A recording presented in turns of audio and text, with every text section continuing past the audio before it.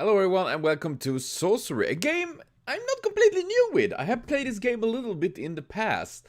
It was quite a while ago and I somewhat ended up dropping the game because I think it was under a time I was not doing very well in general. So it kind of like ended up me dropping and moving on to other stuff. But I decided, you know what? I am gonna try to play through this game now. And this game is, for those that are new to this, is like even more fitting because I do a lot of D&D right now, and it is very much a tabletop game that you play by yourself. And I am gonna go with the dude. You have walked the wilds of Kakabad, through Care, and the spiteful Barklands, all the way to Mampang. You survived traps, thieves, serpent, and vengeful gods. And now it is here, the crown of kings. Oh god, it's so pompous. It is said the crown was never forged, only found by Shalana the Reformer, a lowly foot soldier who became emperor of the eastern world. Such is the power of the crown. The air round it crackles with influence. I gotta wait. See what happens. The crown sits unguarded on a pedestal of light. After so many hardship, can it really be so simple? Or is it yet another deception? Sure enough, as soon as you think it, the image of the crown begins to flicker. You turn about to see something approaching. It's a trap! And startles you awake. You are alone, exhausted, in the little hut in the outpost settlement. Your unimaginable journey is not even a single step begun. Man, it was a while I played this, so I don't remember a story. I just remember, like, there are a lot of stuff, and you know, you get to do, like, lots of choice and stuff, but yeah, that was very dramatic. Part 1. I have actually, I think there are 4 parts. I think I actually got them donated.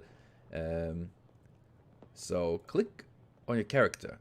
It is sunrise. You dress breakfast on bread and goat milk, and collect the pack of sword from you beside your bed. Test the blade. You pause to test the blade against your thumb. The blacksmith had done well. The edge is keen and draw a narrow line of blood. Oh, dude, I gotta get, tactics from that right now. I need to amputate my hand. Outside the hut, you hear the outpost settlement stirring into life. Pray? Nah, I don't pray for luck. I take luck. Time then to depart. You lift back the flap of the hut and step into the early morning sunshine. Draw a path. Boop, boop, boop.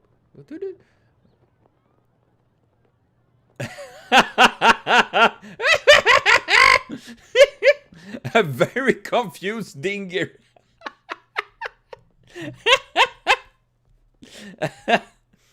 Oh, I am gonna move my camera a little bit because I have the stamina stuff there. I think I can put it around here without being too much in the way. I think that would be good. Eyes follow you as you leave the hut. Ooh, walking around. And walk towards the great Shamatani wall. The frontier people of this tiny settlement are well aware of your mission. Greet them.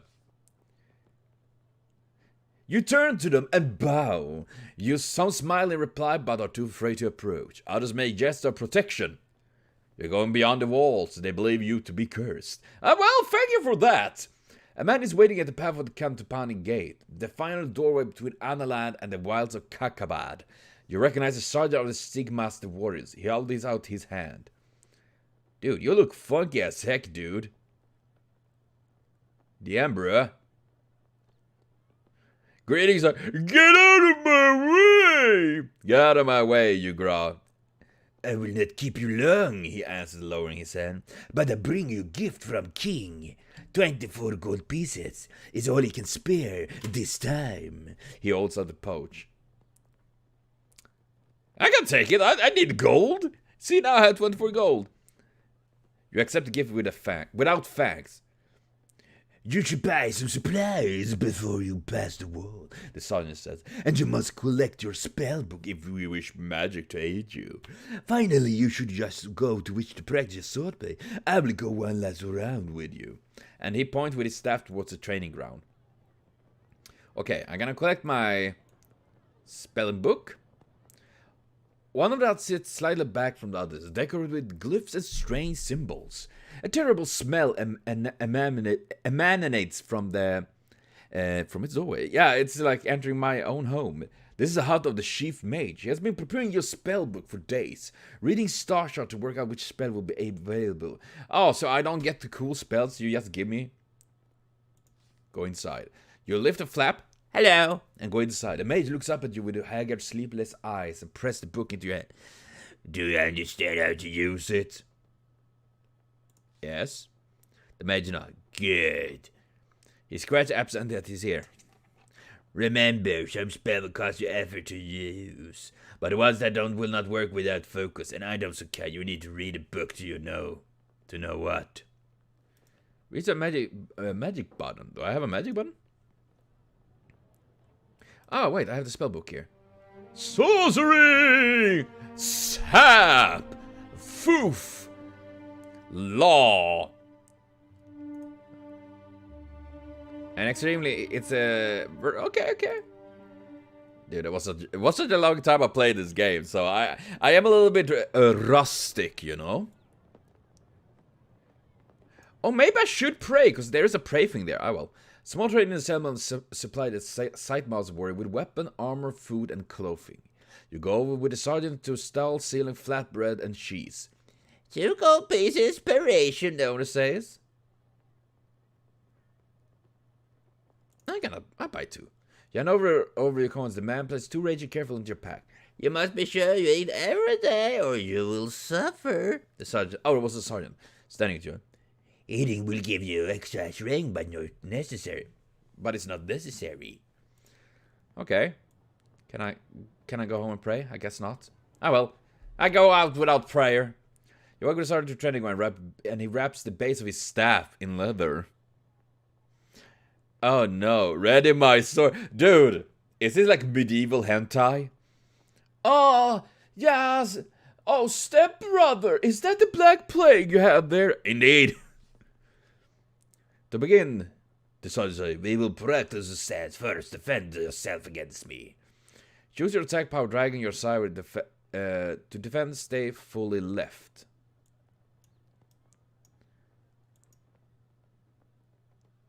Ow. The sideman is a powerful enemy, but if any you will receive the minimum damage from any attack he makes. The sidemaster started to choose a strong attack. You turn it away, minimum impact. My next attack will be medium strength, but you will be able to overpower me.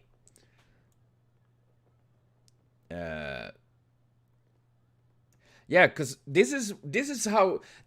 have a very interesting like fighting system in this game. I remember you're doing this like you're balancing. Ooh, I won that exchange. You play a strong attack, overpowering the sight master sergeant and try to weak attack, which has left him exposed. A strong loose attack will lead to more damage. The enemy's domain is at the top. If it's reached 0, you won the fight. My next attack will be weak. You will be able to overpower me by playing a strong attack. But be sure your attack is stronger. Bah! And then of course you have a limited amount of power, so if you just nilly-willy like increase, you won't have enough to attack later. Like destroyed. Oh, ha, ha. Which is a powerful attack, overpowering the sight master sergeant again. He bowed. You have finished me. Excellent. Skilled swordplay. Fuck yeah. You seem to remember the basic. Say breathlessly. Good. Another round? Nah, I'm done. You shake your head. Very good, the sergeant agrees. But if you wish a boat in earnest, then I warn you, I will not go easy on you. He indicates the wide yard with the space for true match. Okay. I'm gonna try that. Let's try that. You head over to George. It's a bit of real fight. The sergeant removed the clove padding from the base of his staff. Oh, now he's going in hard and dry. This time I will not tell you my intention. You have to read them by yourself. Be ready. Okay. I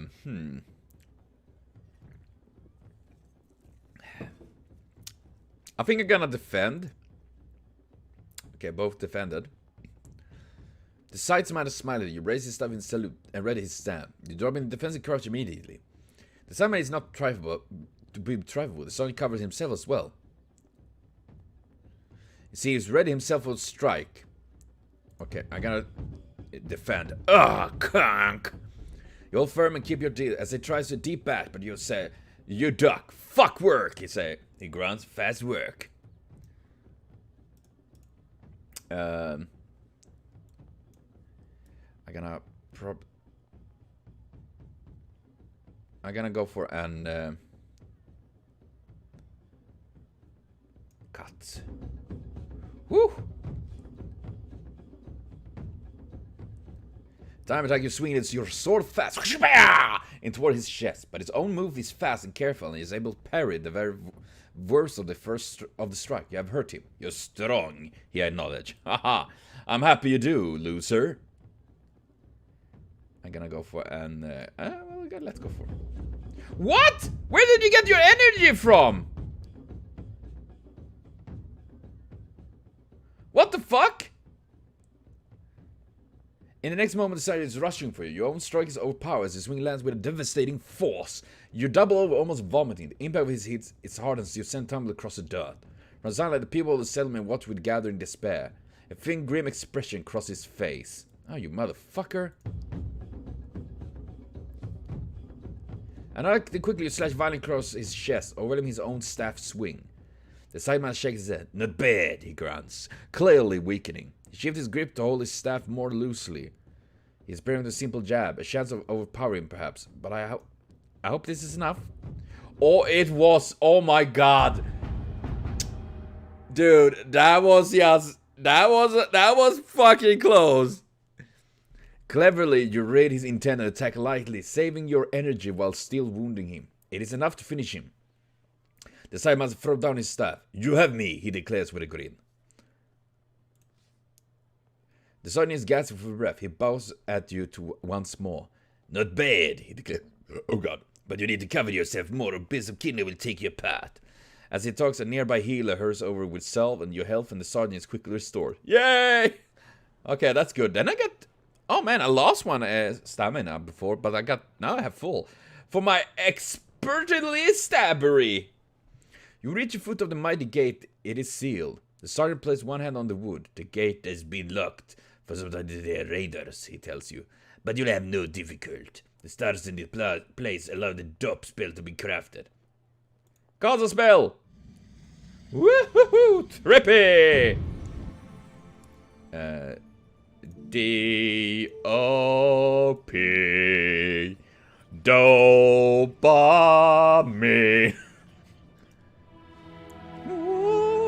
Oh man, I lost the stamina now and anyways. God damn it.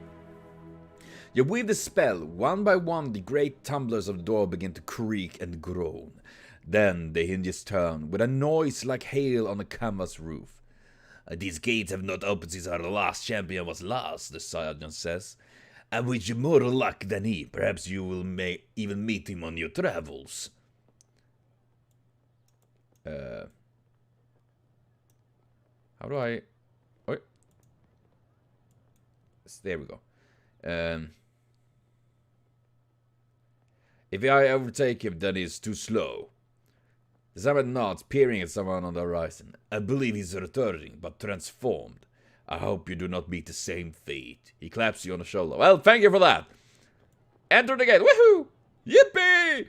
Together you step into the shadow of the wall. One last word, he declares. When you have the crown, find the highest sponge you can find. We will be watching. I understand.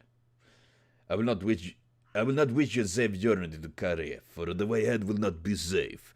The sergeant murmurs as he peers into the distance through the open gate. The Sightmaster warriors are selected from birth for the incredible power of telescopic vision. You do not know how far you can see. Oh, shit. What, Sidemaster, what does your elven eye see? Ooh, nice. Sexy. Tell me what lies ahead.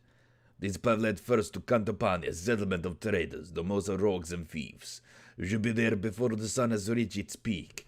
From there, 3 routes lead on to Cristatanti, but no single route is safe. Kakabad is a land of devils. Beyond Kare? I cannot see so far, he says. But once you have crossed the city port of traps, you will enter the backlands. They say day and night they are controlled by force other than the sun. Oh, shit! And from Kare too, your progress will be watched. It is time to go. You thank him, you pass through the gate. The face of the folk watching your departure reveal the hope that rests on you and your quest. The early morning air is crisp, and the rising sun paints the slopes in shades of peaceful beauty, concealing the evil that lies ahead. Oh boy!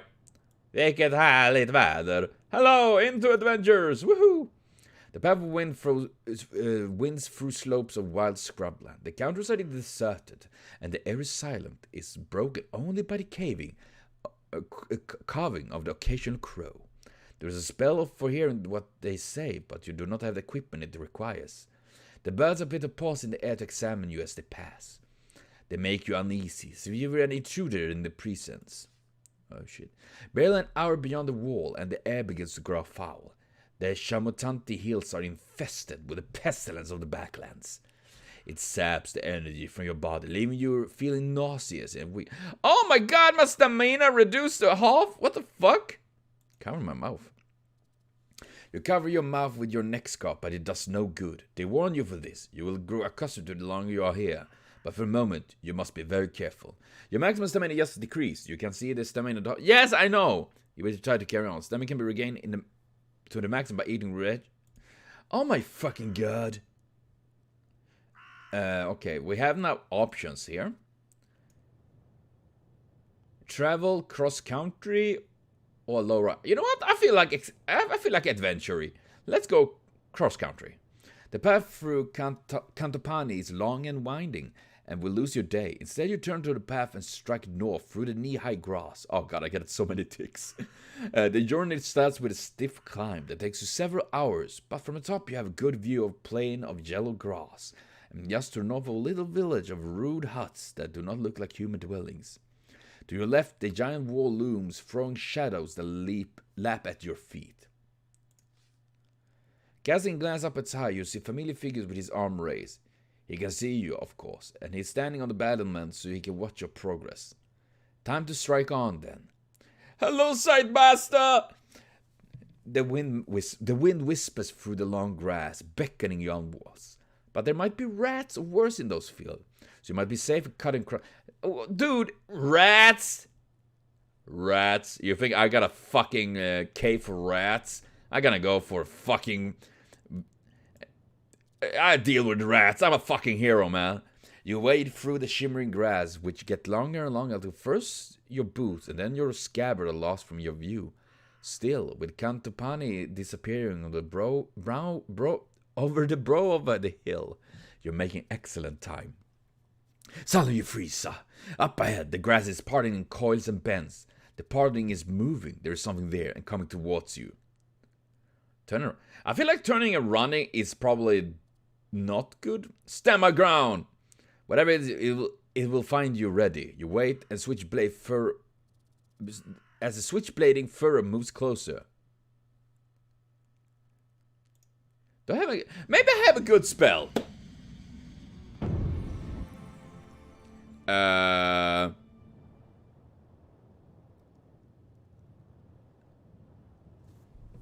want to see my spell book. What kind of spells are... Should I go fireball right away? Hot! Oh, it's a rat. Casting on this spell creates an invisible... Or should I save? Because, you know, it costs quite a bit of... you know... Maybe I should cast law. I mean, if I can...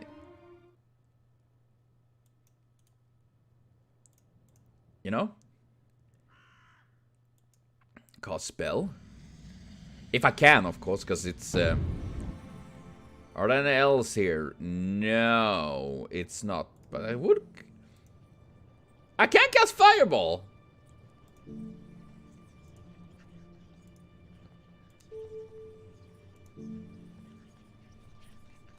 Should I go... I feel like it's a bad thing to throw in the tall grass.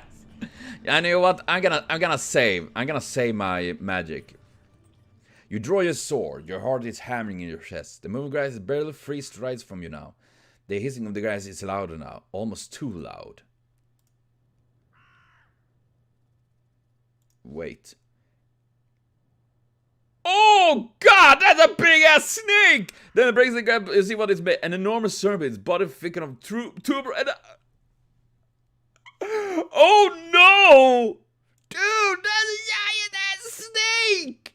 Somebody is up to grab the bear in the door fight. So fight! Okay.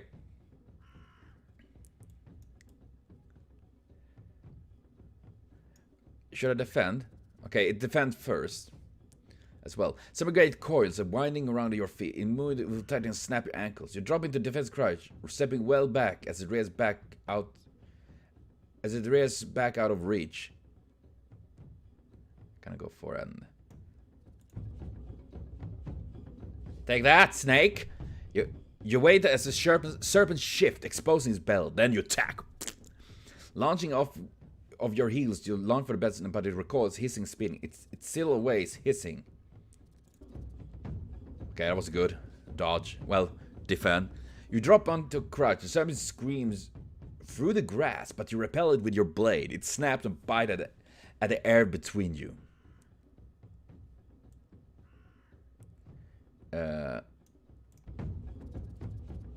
Yeah, take that, snake. An opening appears, swinging wah-wah! From a low crouch. Wow. You aim to sever the serpent's head. It slips away from beneath your blade. The terrible creature is suffering. It can barely hold up its neck. Yeah, it should be enough to... Yeah. Gotcha, bitch! I just take the snake, rip it away.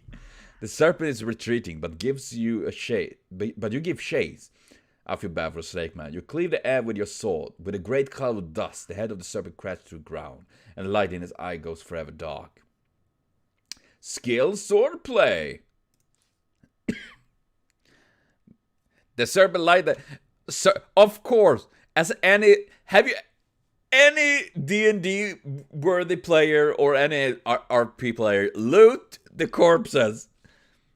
There's only one way to search a body. With your sword, it's been open, cutting through its long stomach. It's filthy work, but not unrewarding.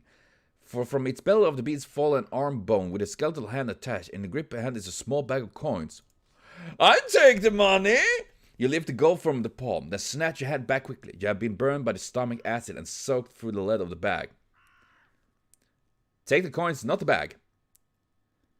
More careful this time, you knock the coins free from the bag with the tip of your sword. Sparing a little of your water, you wash them clean, then slip the coin into your purse. Yes!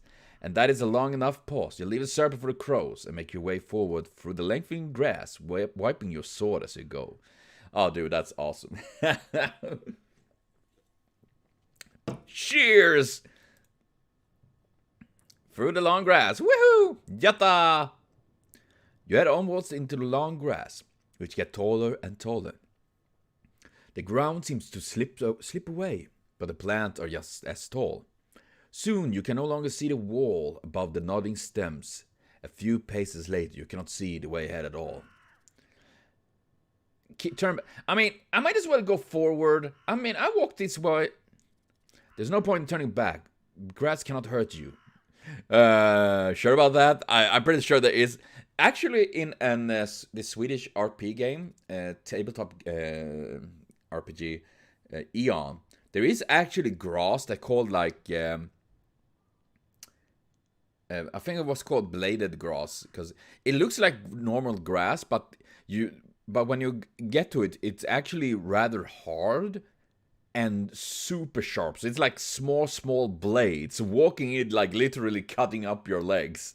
Freaking horrible. Follow the rising. Use shadow. Sure, why not? But surely you can use the shadow of the grass blades as a compass. Looking through the grass to where it seems lightest, you head to the other way, hoping to move northwards. The ground below rises and falls as you walk over low foothills, but there is nothing ever to see. Keep walking. You walk for about an hour or more, following the darkest area of the grass that you can find. Then suddenly you come across a flattened path through the grass stems. Someone else have walked this way. Dude, it's probably just me. So I'm gonna go. It seemed dangerous. You resolve to try a different route. For the level ground. Sticking to the level ground, you make sure your way slowly around the edge of the hill, hoping to come out somewhere close to the river where the grass was not as long. You make slow but steady progress until finally, after what seemed like many hours, you emerge onto a path. Ah, I wanted to go more through the forest. Night has fallen and it's too dark to make on much beyond the sparkle of the river and the glittering of what looks like a bonfire up ahead. You know what? I feel like, let's go for it. Hello.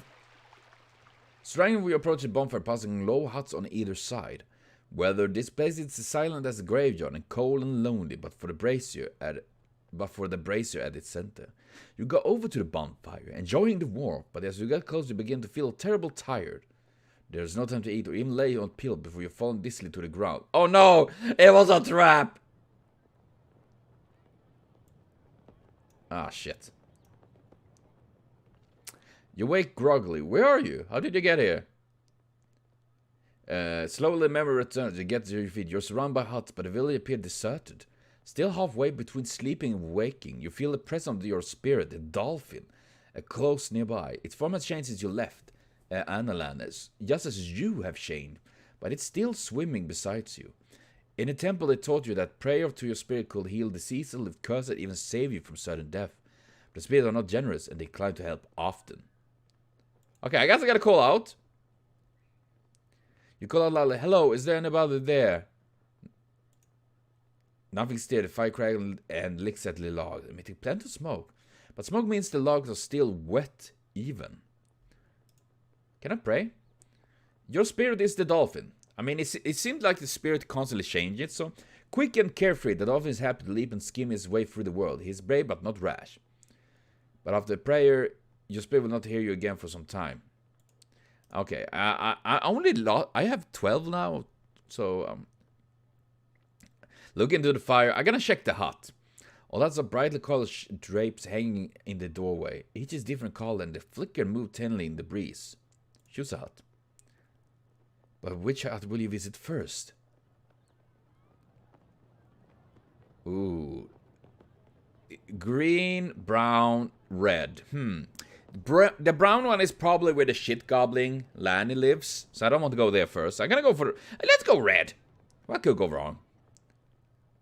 The hut with the red drape is smaller than the other two, and its curtain does not cover the doorway properly. Peering through, you make out a low table with 3 stools around it and 2 boxes on the table.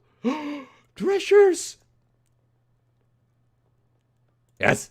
I want to go in there! I want treasures!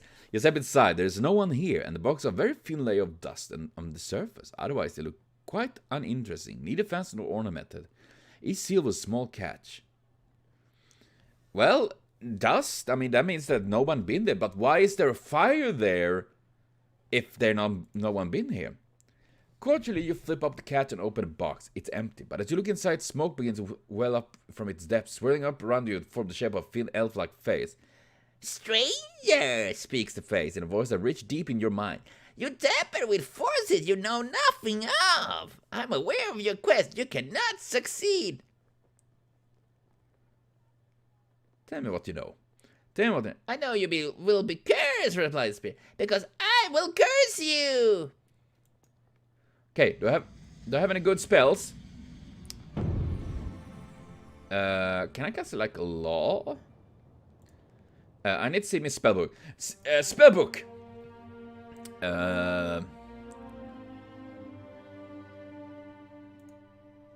Let's see. I think...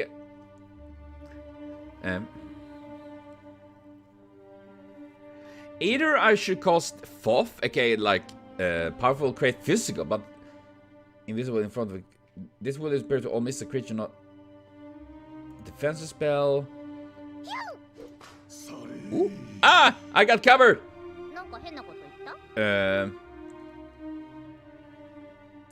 Let's see. Wook, this is a required goal, which plays on the caster's wrist. When the spell is cast, it will transform into a invisible metal shield.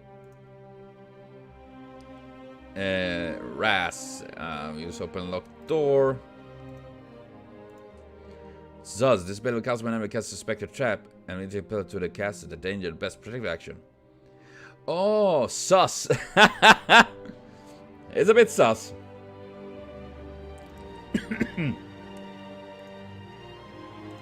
Man, you need a lot of stuff. How?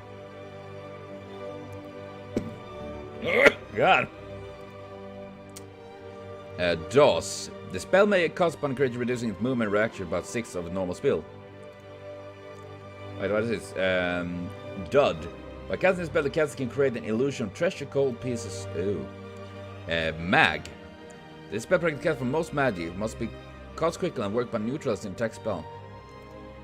Okay, I think Mag got a good defensive spell that can be cast on any attack creature to muddle its mind. This spell is cast on a pit trap. Okay, can I cast Mag?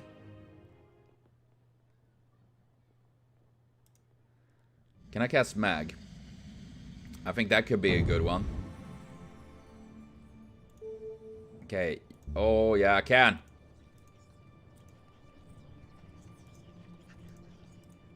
Oh, wait. Cast! Mag! You cast a spell and the smoke shifts into expression pain. Retract that spell, it's great, or you will feel the wrath of Mananka! How about fuck you? I do nothing. If you're truly powerful, then do it yourself, you answer. Ah! The face is disappearing before you and its threat is idle. The smoke collects together, return to the box until eventually it snaps shut. You save no richer than before, but certainly no poorer. Open the right box. Whew!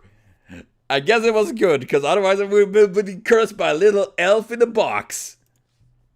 You flip open the top of the box. The freeze quite still. Inside there are several gold pieces and key to prep more richer, but whoever left the treasure had not left them unprotected.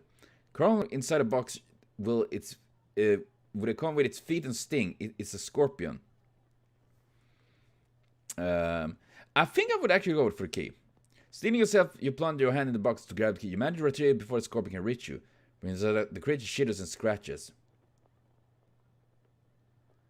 I think I will not get... I close the box, actually. You flip the box close gratefully. Take a moment to examine the key. Who knows if it will be of any use? It's old and rusted. If you ever find the right lock somewhere out there, you can only hope it doesn't snap on into pins. There's nothing more on this hut. You step outside and into the sunlight. Cast spell! Where next? Okay. I took the key because I felt like coins, and I felt like if I was gonna be greedy and take the coins too, that the scorpion would manage to actually like sting me. You tried it with a hut with the green drape. Call inside? You call inside, but there's no reply. It's empty as the last, it seems. Go in. Drawing back the drape, you enter the hut. Cushion rings the room, and you step inside. A strange music playing on an invisible pipe seems to fill it. The tune is pleasant and relaxing, displacing one of safety and comfort. Yeah, I don't trust. Leave quickly. You draw quickly back outside. Such an unfamiliar place is quite empty of people. It's not natural. Okay, I'm gonna check. Wasn't there a spell for like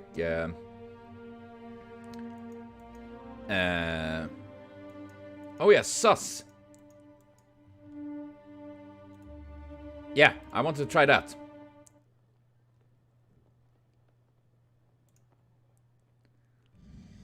Because I am sus right now. Well, maybe not me, but A-U-S...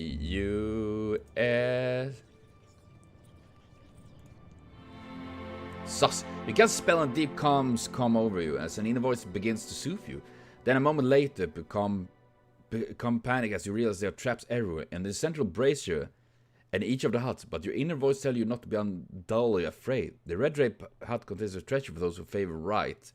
The green door hut is safe enough. Only the brown door is truly after your blood.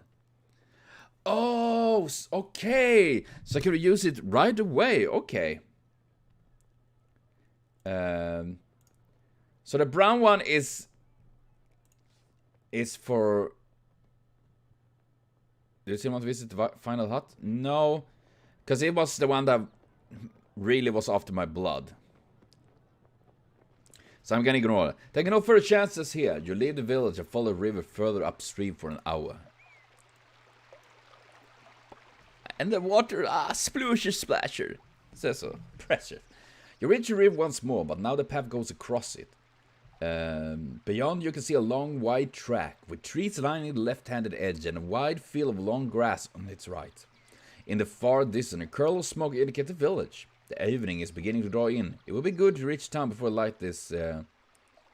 I'm gonna go. You strike confidently across the bridge, and it's a apex time to see a man hurrying up the path on the other side. Where halt! He calls out briefly. Keep walking. You ignore the wheezing man and barge straight past him. He starts jamming something about tall, but you ignore him. You have a long way. Yeah, fuck you, dude. I don't have time for you. Ding, you're on an adventure. The path continues along the side of a line of trees. Suddenly an acorn lands on your head, and you hear tittering from overhead. Oh, motherfucker. You look up into the trees. Some kind of thin man-like creature throws an acorn and throws an acorn back at you. You know what I'm saying? It's an elven. Oh god, they are terrifying. Oh yeah, we had, let's see, my spell book.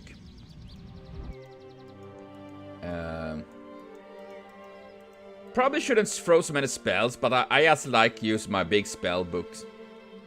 Cast a spell on a non-intended attack creature allows the caster to take control of the attacker. Maybe I should just go hot. Fuck off. Or I just walk on by. You're pelted by more and more acorns as well as some stick and branches. You're breaking to run, soon you're out of reach of the annoying creatures. Oh man, I lost Amina. You motherfucker. The sun is now just past its zenith, and everywhere a dusty heat rises from the baked earth. You begin... Oh, pigs and everything. Another night sleeping in the open would be best avoided, but then you see a small way set into the hill. Move on. Continue trudging along the way. You know what? I'm gonna enter the village. I have gold to spend. You walk into the village. Young hill dwellers pass you and stare at your strange clothes. Ignore them. These people are unimportant. Indeed. If your mission fails, they will not survive long, but they cannot survive long out here regardless. Okay. Rest in an inn? Or talk in... You know what? I'm gonna go for ale. Ale! Oh, God.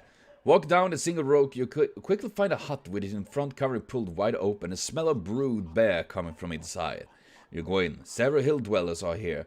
Talking gruffly when you enter, they watch you with animal-like suspicion. Oh, dude. The art makes it kind of really terrifying many times, you know? But it really reminds me of, like, old, like, classic D&D or RP books, you know? Like, you get this creepy kind of imagery. The owner of the hut comes over you. Welcome to Kristadanti, he declared. What do you want? Great owner. You give me whatever you have, you reply. Ale is 1 gold piece, answer. Please sit. Where hill dwellers are. Sit with the oldest or the young... I'm gonna sit with the young man. You catch the young man's eye. He moves on to the right side beside you, close enough to whisper in your ear, but you don't quite catch what he says. Repeat that. The man giggles to him unexpectedly. Leaning in again so close you can smell the fumes in his mouth. Snat the cat. Then he collapses into a giggle. Is mad. Or maybe he's just drunk. I don't know. He's gonna have fun. Tell me about the village. The man nods twice, then drinks deeply from his beer to wet his throat. Or perhaps not. Because he's put the mug down once more, saying nothing, just feeds it with his finger and occasionally grins at your direction. About this man. You catch a woman's arm nearby. This man is an idiot, you declare. She shrugs, slipping free of your grasp. Every village has one, she answers. Doesn't mean we all like that. Good stock we are. And she flutters her eyelid. You get back to your feet, disgusted. The young man giggled to himself, but not attempt to stop you. Man, they seem like a lovely bunch of people. Talk to the old man. You turn to the old man at the table. Whatever face he once had is lost in labyrinth wrinkles, and his skin is color of tanned hide from a lifetime in the beating sun. Greetings, old man. He raises his mug. Stranger. His face is gravely like the dust dirt that lines the street of his town. Where are you from? It doesn't matter. You're telling me it doesn't, he agrees. Your accent is analan, and so your boots, your pack, your sword. He clicks his tongue in appreciation. That many has crossed through the Cantopani gate in either direction, if you know what I'm saying. I understand you. He grins and picks his teeth with a fingernail. They say the war is coming. Something to do with a crown. A crown? You ask cautiously. The crown of king, she says. They say it's how a leader leads. Without the crown on your head, no one will follow you. The crown can raise an army from the farmyard or command the population to walk into the sea. He shakes his head. This sounds like a bad idea if you ask me. But if someone got to wear it, I'd rather they wear an Analan than Mampang. You sip your beer. The old man exchanges a glance with the younger man sitting in the opposite. Can you tell me about something about this region, you ask? Cristanti? Certainly. Cristantanti. I tell you that around here we always get help strangers. Tell me what lies beyond the town. Beyond Cristanti there are two paths, he said. One takes you past Aliana's home, and you will need your wits about if she's there. The other leads you up the hills and Lia Key, domain of the Great Ones. Either way, you choose. I wish you luck of Sinla on your journey. I thank you. The man nods. Fat lot of good. My good wishes will. Fat lot of good. My good wishes will do you if you someone try to split his. He observed. Okay then. I had a hard time reading that. The crowd in the inn starting to thin out. You finish your beer and singly driving, and you get to your feet. You make to leave to the inn. Then he stops you, holding up his hand. You pay him a gold piece and step out of the street. You look this way and that, trying to decide what to do next. When you realize the old man has joined you once more. You get to your shoulder and press a fruit into your hand. Bumba! He declared through the fermented breath. I grow them myself. Good for the stomach. He pats your belly and walks away, swaying lightly. That's nice! You turn the old man's gift over in your hand. It's a thick-rinded fruit that keeps well and will be highly nourished when you decide to eat it. Its only drawback is its incredible weight. It's now anyway time to sleep. Dude.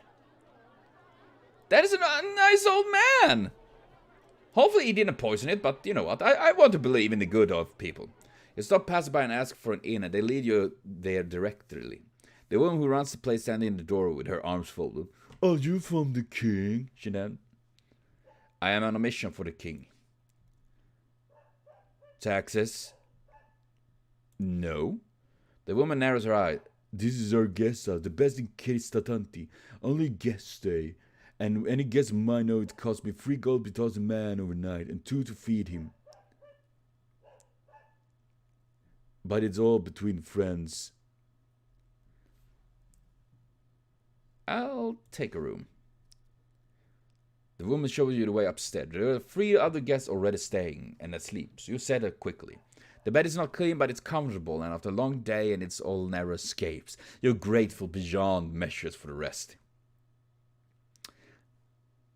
Save. I'm saving. Oh, that was. Oh shit! I lost a lot of stamina there. Your last thoughts are food. You have not eaten today, but you cannot march forever on empty stomach, or you will achieve nothing but feeding the wolves. Your dreams are vivid once again. You're walking endlessly, the hills moving up and down under your feet like a rippling sea. Every step exhausts you, but no step moves you forward. Meanwhile, a scorpion has crept into your gold pouch and is nesting down between the coins, ready to sting you when you next go buy food. And in the distance, a deep voice is booming with laughter. The long, cruel fingers of one hand are curled around the metal frame of a crown, and with the other he beckons you forward as into a trap. Oh, dude. I really like this because they really done well with like the entire like story of it and the choices you do and all of that, you know? I think it's a really, really cool game. Yeah, we're gonna go. Bye-bye! You wake up early and sit for a moment, in no great hurry to leave the village.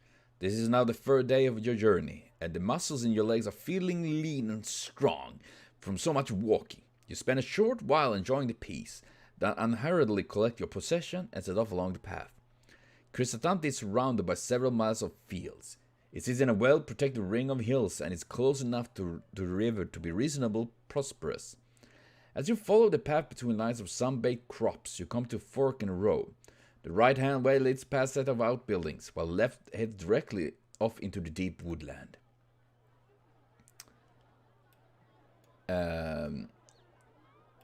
Okay. Dumpus. Oh, that place is a dump. Either I can... Oh, man, I like the map, you know. It looks really cool. Either I can walk the entire way around, which will take quite a bit. Or I can take the forest. But we know also the forest can be, I mean, bandits heaven and stuff like that. I'm gonna go for the forest. Action! Woohoo! Your journey is too important to slow down by talking to locals. Yeah, fuck locals! You must pass unseen and you disappear into the jungle of tall trees. For a short while the sun is feverish, and then you're between the trees once more. Everything becomes cool and still. You have walked for several hours uneventful. This is land that was never settled or explored, and very few travel this way. In place, bushes and shrubs have grown over into a path. Hack my way through! Oh god. Moving carefully forward, use your sword to clear bushes. Your progress is quick, but silent. Then you come... Oh god. A deep fork.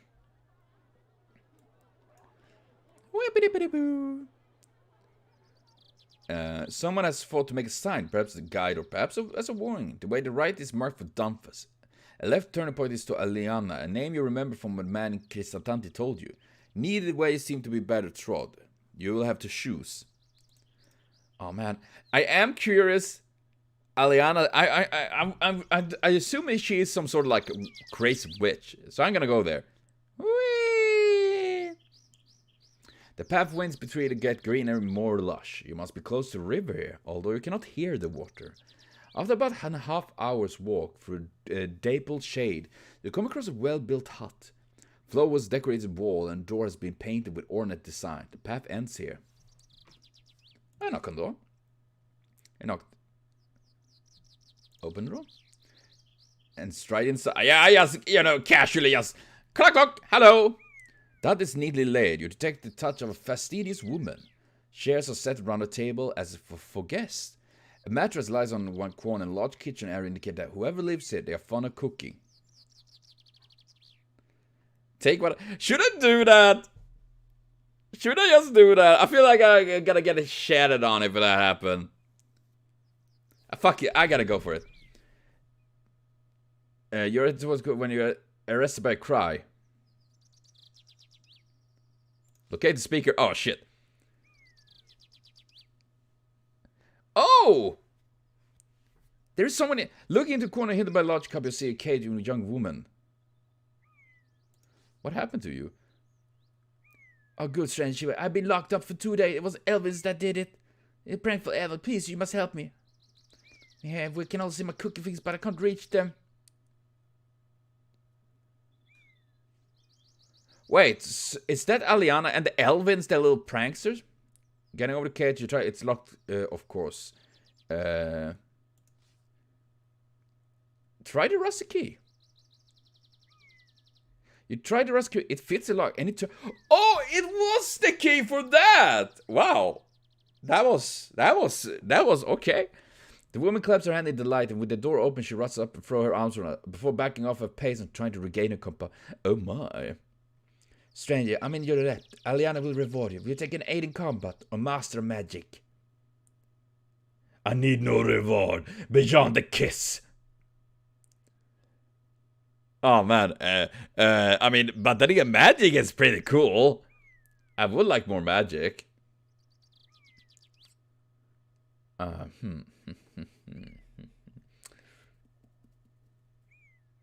I need no reward beyond. Okay, I'm gonna be such a chauvinistic bastard.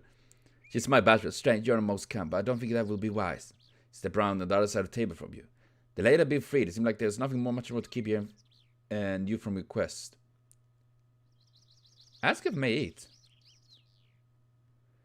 May I eat my own food here? She nods, and you settle down at the table and quickly devour old man's nourishing bomba fruit. She watches you with a simple pleasure.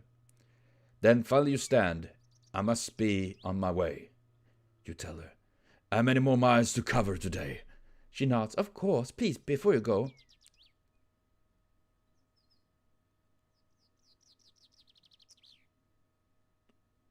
Should I leave it? I'm gonna be there.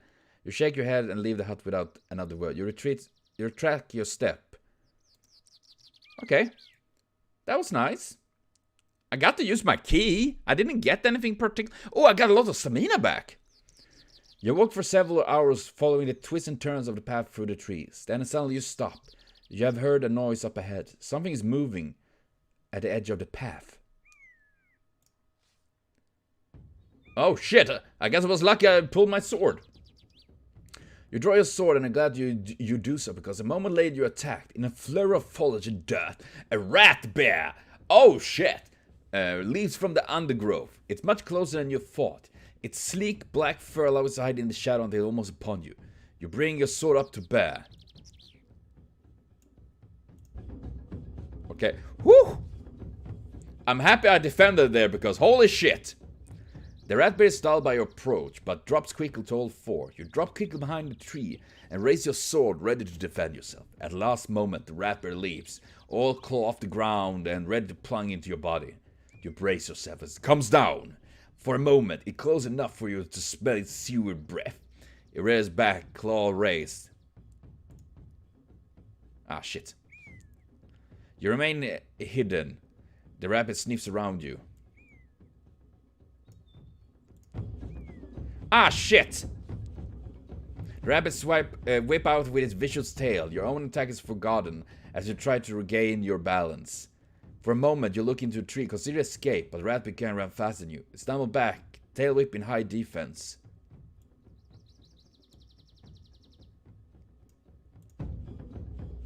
Take that! Oh my god, that was just 1 damage. You risk an attack, rushing forward, your shot at the rat, but it has read your intention, drops into crouch. It grunts as you push your way. Stand up on its hind leg. Oh my god! The rat bear is destroying me! The rat bear charges and leaps on its on you, teeth and slashing claw and lashing tail. You almost drop your sword. If you had it would have meant certain death. The vicious creature had wounded you and worse, it knows it. It drops at all four and lowers its head. Warily you move into defensive crouch. The rat bear stays low and tries to ram you. You find yourself gasping for breath. The foul smell comes from the beast staining your grave. It heads back, claw raised. You said the rat bear pays. Okay, I'm gonna go for a fucking thrust. Whew, that was good. You risk an attack, splashing through the mud. Ah! You race into the rat bear, just as it came set for you. You cut an attack down. You have opened a deep wound in his side. Afraid it rears back, tail whipped in a. Okay, I'm gonna go for a light jab. Because if it's defending, there is no reason to go full attack. Instead, it's better to make a light, so I still do a little bit damage. Sighting the slash at rat bear, but it knocks you aside with a paw. Light plays through the trees, and for a moment, the true extent of the rat bear injury is revealed. Ah, shit. Oh, man. While you're moving to defense card, the rat bear rushes you. At least for a moment, you jump. Aside, you silently thank your master for training you so well in swordplay. Whew, that was lucky I went full there. My god, okay, that was a bit sweaty. You're risking an attack. Screaming, you rush at the rat bear. Then your sword slips between the creature's rib, driving into the putrid heart. The rat bear squeals and falls to the ground, face down. 8's the lost. Shame. What? Dude, shameful? I fucking survived! That thing was just ravaging me! You're free to move onwards. Man, that sucked. The path wins a few more times around the gigantic tree, thousands of years old, and then emerge into southern plains as if forests have been scooped away by a gigantic hand. A river trickles thinly between short grass, and by its bank stands a tiny village. I can enter the village. I'm gonna go for it. Up! Into the village! Today has been punishing, but with a decent meal and night sleep, your next day will start auspiciously. So you begin the gentle climbing down into the village. You follow the path down into the village, passing a sign which declares the Dumpus. The streets are thin and narrow, and the buildings have been set close together, as if trying to withstand a storm. There's a terrible smell hanging in the air. All in all, it seems an unpleasant place, but not for shame the fact you desperately need shelter and rest. Your day has been punishing, and you're almost too weak to stand. I'm gonna go for an inn. Need in. You find an inn in the very center of Dumpus. It's a tumble-down building with mats spread across the floor and a kitchen range that fills the air with an appealing, spicy smell. The man who runs the inn is wiry and looks as if he does not eat a thing himself. Free gold piece of free hillfox broth, he tells you, and free for a place to rest your head. You eat already, so you're not hungry. Then I ask him to rest. You pay 3 gold pieces and the man shows you a mattress in one corner of the room. Sleep. You dream strange dream as you... I feel like I hope they don't steal everything I have. Your thoughts are dominated by the strange woman in the hut. In your mind she has become younger and more beautiful than she truly was. Flowers seem to blossom from her hair as though she was grown from the earth itself. Overhead, your fancy you hear the flap of giant wings. The birdman came for the crown. Perhaps before this journey is finished, they will come for you. Oh, so my dream is full with a witch lady. I assume she's a witch, because she can literally give me the power of magic. You rise up early, dismiss the attention of the innkeeper, and out into the street. Within a few minutes of walking, you are out of Dumpus and back on the road. Back on the road again. After another hour or so, the way branched with one path heading up into the hills and the other turned downhill and along the side of a barren stone ridge. Is that a village you can make out on top of the hill? It's like a lonely place for it. Urstanti. You know what? I'm gonna go downhill. Wee-hoo! I like to go down! You follow a meandering path around the side of the hill for most of the morning. It's difficult to see the way ahead through the tree lines, but you trust to the course, and eventually a path bursts into a narrow stone ledge high above the valley floor. The ledge leads left and right. There's no way forward. You can rest a moment and eat. Perching on the edge of the stone outcrop, you eat quantity of your cheese and bread and feel a little bit better. Look left. Looking left, you can see the narrow ledge formed by splitting off the rock that leads the way down to the misty valley floor. If there's a path on the other side, it's not clearly. Looking right, you're taken back. As out of the mist that fills the valley, an impossible wide bridge looms onto view, as if it had only now fallen into place. It's made of planks and thick ropes, and it's suspended from the peak to the other side. Who could have built such a marvel? And how long ago? You take a moment more, staring at the bridge. It forms a delicate curve across the valley, swaying very slightly in the wandering wind. But the more I look, the more it seems too perfect. Could such a bridge possibly exist? Or is it a mere illusion to trick the incautious traveler? Then it's time to move on. Getting onto your feet once more, you take a moment to find your balance before moving on. One slip here, and you will fall a long way down. I gotta go down the valley. I don't trust the bridge. The bridge seems untrustworthy. Should anything happen while you were halfway across it, there will be no escape at the last, most final kind. Better to walk. You make your way along the stone ledge. The angle is steep and it's hard not to stumble. As the valley floor is a dried up river. Covered in worn stones honed by water now long gone. Small caves open up in the rock face nearby with rusted machinery abandoned. With rusted machinery? What? There was mining here once, but it had been long. But it must have been a long time ago. Okay. Investigate. I'm curious about the mine. You approach the mine entrance. A wet wind greets you from the depths. The mine shaft must be laid somewhere, but it's pitch dark. There's no torch and you do not have light of your own. Don't they have a spell for light? Let's see.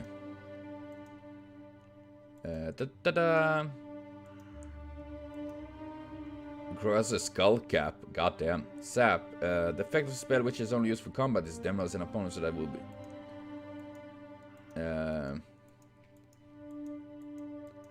Man, there's a lot of spells here. But no one knows why. In all records, this spell because only once in a powerful necromancer. Oh shit.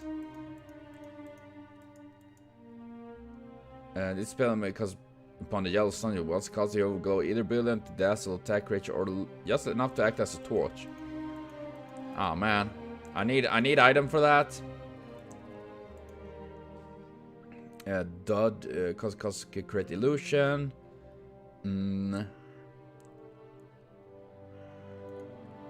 Okay, I'm gonna go inside. I'm curious. Let's go check the mines. You stride further inside until wet rocks above you and the air is suddenly cold and still. Your breath echoes. Tight, dark place after fearsome and thought the rock walls here were carved with axes. There's still something wild and harrowing about this place. Your feet crunch on the gravel floor. I'm gonna turn back. It's too much. You turn and hurry back and out to the valley. Yeah, I'm hearing the growl. I probably should avoid that. Your breath is short and your heart is hammering as you pause halfway up the valley slope. A small wooden hut is supposed to set a little way back from the path. Look at the hut. Oh. You stop to watch the hut dropping by the bush or side as you do. After a few minutes you see a troll emerge, ducking get through the tiny frame of the building. He's clearly guarding something around there, perhaps a mine. Or perhaps he's stationed here long ago to guard a city that has now crumbled to ruin. Wait to see what it does. Oh shit. The creature stands outside out for you and look this way and that. Its close head turning with the speed and dexterity of a windmill. Then it stumbles away around the curve of the hill. You probably have a few minutes before you reappear. Go inside out. I gotta check the hut, of course! You seize the opportunity and race over to the hut to see what you can pilfer. Inside you find it's a barren shack. There's a low oak table in the center of no window. There's no door. A pile of blankets in one corner is the only nicety. Search the blanket. You left the corner of the blanket with the tip of your sword and hide away from you 3 gold pieces, most likely the troll pay for your entire year. You take it quickly and drop the blanket. You should go. Yeah, I should leave. You've been here long enough. Quickly turn and hurry away just in time to see the troll return from its patrol around the edge of the hill. It hasn't seen you and is too stupid to notice anything you might have moved or left out of place. It moves to enter its hut. Yeah, I don't think I should face it. I have a feeling the troll will crush me. With the troll out of sight, you hurry and move along the path, not pause again until the hut is far out of sight. Woo. Got gold, got gold, got gold. An hour passes as you finish the climb. With the sun starting to hang heavy in the sky, you reach the top and met with the other end of the rope bridge. Woo. Check the bridge. It may look stable, but it's undoubtable a death trap set to part travelers from the gold and their lives. You continue down the slope as evening draws near. There's a town? Oh, there's a town there. Some way downhill, you stop for rest, and you set on a bolt to survey what lies ahead. The path leads downward, and its foot cradled with 3 peaks is a village, and quite a large one at that. Behind you, the sun is falling rapidly into the hills. It will be night soon. Your heart is swell. A village might mean a chance to restock on provision. You hop down to the boulder and make your way forward when an overhanging branch touches your face and you hear the lively chirping. Keep going. Fuck you. You do not turn. A small imp like being buzzed on you, up to you on tiny wings. You shrug indifferent to small. I'm Jan, it said, sitting on the shelf. I'm a mini-mite. You're making our employer continue walking. Ugh, nasty little creature. You descend into the bowl of the valley. The hill of the other side of towering tall and fro village into deep shadow. It would seem a very gloomy, fretting place, but for the street comes the distant sound of laughter and merriment. Yeah, I don't trust that one. You continue along the path, the sound of festivity grows louder. It's almost spooky here in the shade of the valley. And after so long in the dire road, the people in this village seem to enjoying themselves. Yeah, what's going on? Nothing. Not if... Are they bewitched? No, if there was magic, believe me, I know. This is a festival for the young. What's that? Well, take a look. Waving a little hand around the village. It's the once a year the children are allowed to freedom of the village. It's a great fun, lots of pranks. What? It becomes quickly obvious what it means. You pass the first few buildings where you find a number of children sitting on the street and drink ale from a deep mugs. Further on, a young boy is holding an old woman over his knee and spanking her. On the other side of the street, a group of boys are fighting outside of a hut with a send to raid the Glandraggles Tavern. Oh my god. Rescue the woman, I guess? You stride over to the boy, intended to rescue her, but that side of your manner a sword, the boy puts her down and gets to his feet. And what are you about it, man? I'm the leader of the village for the day, and I say, get to bed. Strike the child? Okay, I gotta laugh, I guess. You laugh at the boy. He's quite clearly enraged and let off a hollering cry. Suddenly 100 children around you, not all beggars, but well fed and armed with sticks and pitchfork. Janna's making hissing noise at you. Better run for it. Swallowing your pride, you turn and race out of the village. The children following stand by the gates and waving their impromptu weapon. You're quite a warrior, aren't you? Oh, man. What is up with these children, man? God damn it. See, kids are a problem. You make your way out of the village and stand of tall, dry trees under the overhang of one of the cruel mountainside. Between curling roots, you'll find a small place to settle down to rest. The pesky mini-mite Jan perches a little way above on a knot and quickly sleep. You're tired enough to follow suit. Settle down for the night. Yeah, I'm gonna sleep because I don't want to deal with I need to save my ration. You rest your head on your backpack and close your eyes. Perhaps a few hours pass when you wake suddenly aware of a shadow moving to the tree trunks. It turns out to sniff the air. A wolfhound. What the fuck? Cast a spell, maybe? Can I cast law? I think I can.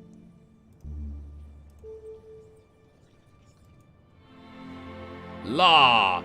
Cast spell, but strange, nothing happened. The wolf wheels around. You must, Ah, shit.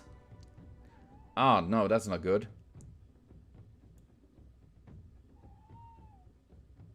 I'm gonna go for an attack. I can't... Oh no. Oh man, this is not good. The wolf creeps... The fucking menu is in the way. Pray. You will receive no further help for some time.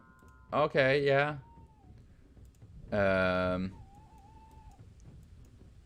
Oh shit.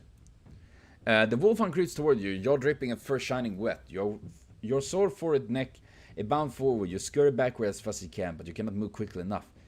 The smell of blood is in the not. It looks leaping with glee. You risk it. The wolf drops back. Oh god, I guess. Ooh! You're acting insane, dodging around the tree for cover. The wolfhound howls and whimpers. It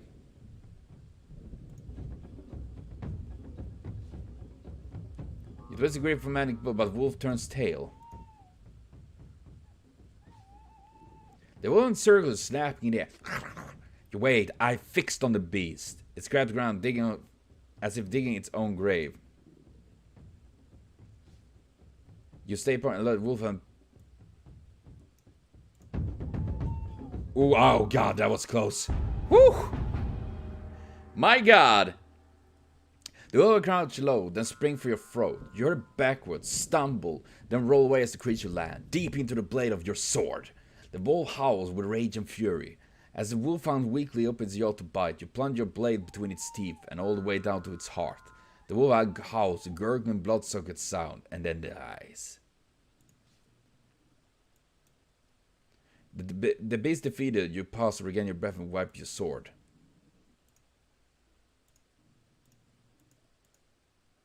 What did it say?